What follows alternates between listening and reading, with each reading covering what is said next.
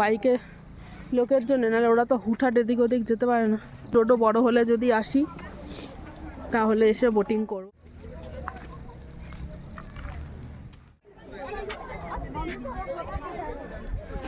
আমাদের সেকেন্ড দিনের last destination দেখেই বুঝতে পারছো, মেরিক লেক। হ্যাঁ, চলে এসেছি, চলো ঘুরে দেখি। এখানে একটা দারুণ সুন্দর শেড বানানো আছে ফটো তোলার জন্য। ওই দূরে বোটিং করার জন্য অনেক কিছু দেখা যাচ্ছে। এটাই আজকের মতন লাস্ট ডেস্টিনেশন। পুরো দার্জিলিংয়ের পাহাড়ের গায়ে গায়ে এরকম ধুতরা ফুল ভর্তি, আর এই ফুলগুলো দেখে এতই ভালো লাগছিল, যেখানেই যাচ্ছি মন আকৃষ্ট করে যাচ্ছে। কি দারুণ কালার, আর কি বড় বড় ফুলগুলো, মানে দারুণ দেখতে সুন্দর। হ্যাঁ, নাহলে টি গার্ডেন এইসব জায়গায় বাইকে লোকের জন্য, নাহলে ওরা তো হুটহাট এদিক ওদিক যেতে পারে না। হলে একটা নির্দিষ্ট জায়গায় নিয়ে যায়, বাইক হলে যেখানেই রাত সেখানেই স্টপ। হ্যাঁ,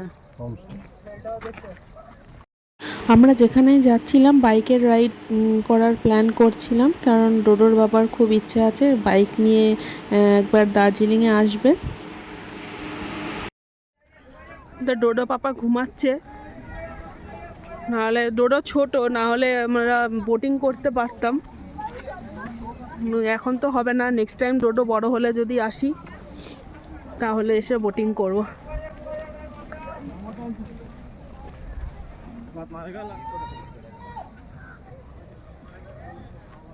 আর ব্রিজের উপর সূর্যের আলোটা পড়ার জন্য আরো ব্রিজটাকে দেখতে আরো সুন্দর লাগছে।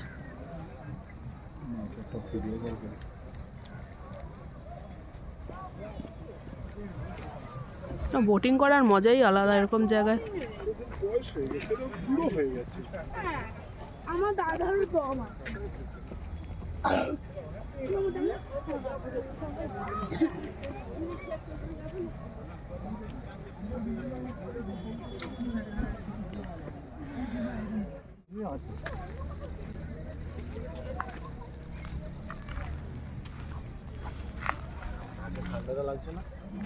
জায়গাটা খুবই সুন্দর, কিন্তু রাস্তাগুলো খুবই বাজে।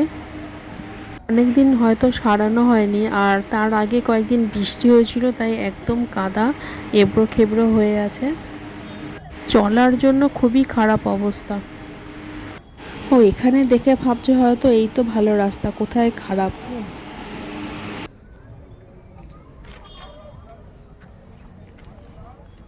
খারাপ রাস্তা দেখানোর আমার উদ্দেশ্য নেই, তাই দেখালাম না।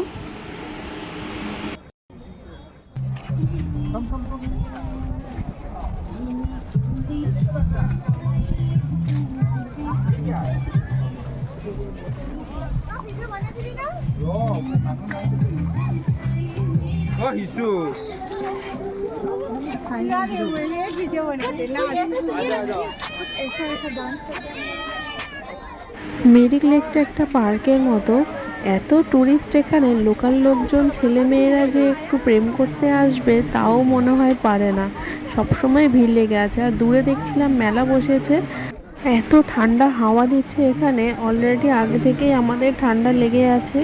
আর ডোডোর বাবা ডোডোকে নিয়ে এতটাই কনসার্ন যে এত ঠান্ডা হাওয়া দিচ্ছে, ডোডোর খুব ঠান্ডা লেগে গেছে। ডোডোর বাবা ডোডোকে নিয়ে হন করে হাঁটা দিল। দূরে যে ইয়েলো বোর্ডটা দেখা যাচ্ছে, সেখানে ঘোরার বিভিন্ন বাজেট দেওয়া আছে। সিঙ্গেল ফটোশ্যুট কত, ঘুরলে কত, প্রি ওয়েডিং কত, সবই ঠিক আছে, কিন্তু ঘোড়াগুলোর একদমই যত্ন নেওয়া হয় না, যা দেখে মনে হচ্ছে। খুবই খারাপ লাগলো দেখে। ডোডোর তো আগের থেকেই ঠান্ডা লাগা ছিল, তাই বেশিক্ষণ আর লেকের কাছে টাইম কাটালাম না, খুব ঠান্ডা হাওয়া দিচ্ছে, তাই তাড়াতাড়ি করে চলে যাচ্ছি ডোডোকে নিয়ে। বেচারা এন্টারটেইন কিছুই পেলো না, ঘুমিয়ে পড়েছিল, আর যখন ঘুম ভাঙছে তখন আমরা চলে যাচ্ছি।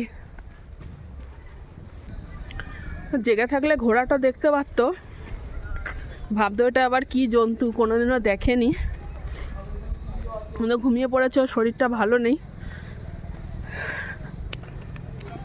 জঙ্গল থেকে বিভিন্ন পোকার শব্দ আসছে।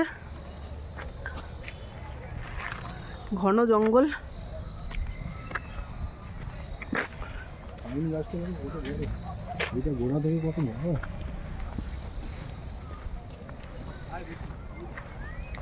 পাইন গাছগুলো তো ভীষণ লম্বা লম্বা পাইন গাছ, মোটা মোটা পাইন গাছ।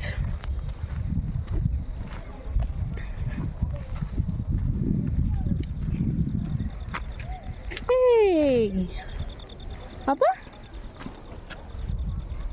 আমার ডোডো পাপার ঘুম ভেঙেছে।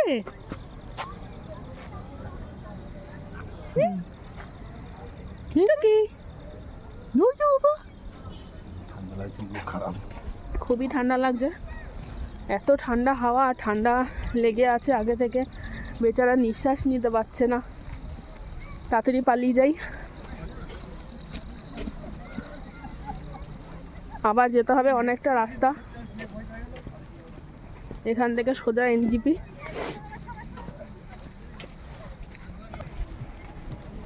ওফ, কি কাশি হয়েছে, বেচারা কেসে যাচ্ছে। সোনা পাপা, সোনা পাপা কেসে যাচ্ছে শুধু। এই যে ঠান্ডা হাওয়া কিছু ধরবে না তো, ঠান্ডাটা না থেকে টানছে যে। বলো টাটা দার্জিলিং, টাটা। কাশির ওষুধ তো আর খাওয়ানো হয়নি, রাতে খাওয়াবো। জীবজন্তু আছে জঙ্গলের মধ্যে, সাপ তো আছে, কিছু থাক না থাক। হ্যাঁ সাপ, শেয়াল, বাবা, হুপ করে একটা বেরিয়ে পড়লে, হ্যাঁ লোকজন যাচ্ছে, একটা বেরিয়ে পড়লো। না ওরা মুখে ভয় করে রে। সব ওই গভীর জঙ্গলের মধ্যে ঢুকে বসে থাকে।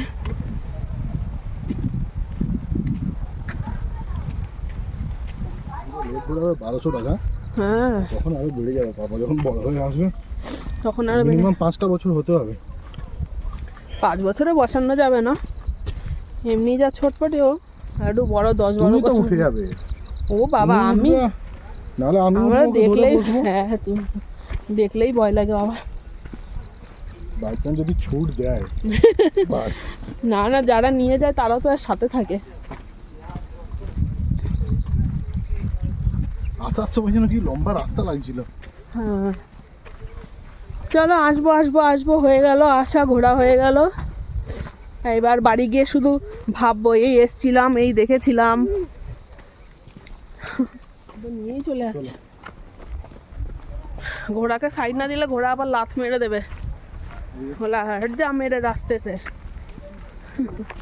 এই যে খম করে সামনে ট্যাঙ্ক যদি তুলে দেয় বাবা, তখন পুরা যে এই যে ধরে আছে নেতাজির মতো। বাবা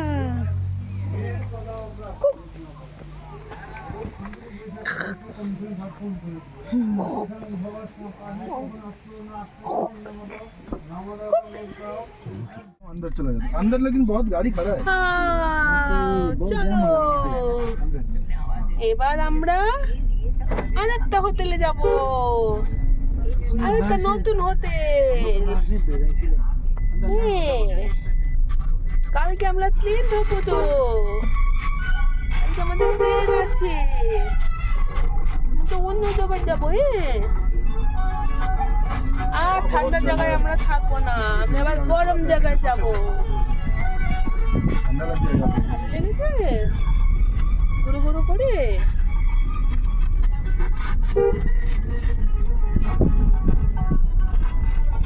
বেচারা কালকে পড়ে গেছে।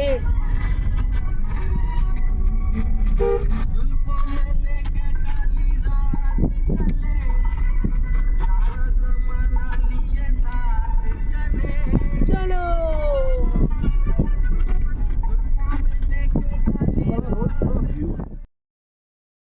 আমরা সকালবেলায় সব লাগেজ গুছিয়ে নিয়ে চেক আউট করে বেরিয়ে গিয়েছিলাম, আর সারাদিন ঘুরে টুরে এখন চলে যাচ্ছি আমরা এনজিপি। সেখান থেকে নেক্সট দিন আমাদের ট্রেন আছে, তো নাইটটা আমরা ওখানেই স্টে করব, আর পরের দিন দুপুরের দিকে আমাদের ট্রেন। তো যাতে সুবিধা হয় তাড়াতাড়ি, যেহেতু ডোডো খুবই ছোট, ওকে নিয়ে ট্রেন ধরতে যাতে অসুবিধা না হয়, তাই জন্য আমরা বেরিয়ে পড়লাম। অলরেডি বিকেল হয়ে গিয়েছে আর পৌঁছাতে পৌঁছাতে হয়তো রাত হয়ে যাবে। আর এখানকার ড্রাইভার ভাইরা খুবই ভালো, খুবই মিশুকে। আমাদের এনজিপি পৌঁছে দিয়ে সে আবার দার্জিলিং ফেরত আসবে, বাবা ভাবলেও অবাক লাগে। যেতে যেতে শুরু হয়ে গেল বৃষ্টি। জঙ্গলের মাঝখানে পাহাড়ি রাস্তা দিয়ে যেতে যেতে এরকম বৃষ্টি দেখার সৌভাগ্য যে আমাদের হয়েছে, তাতেই আমরা ধন্য।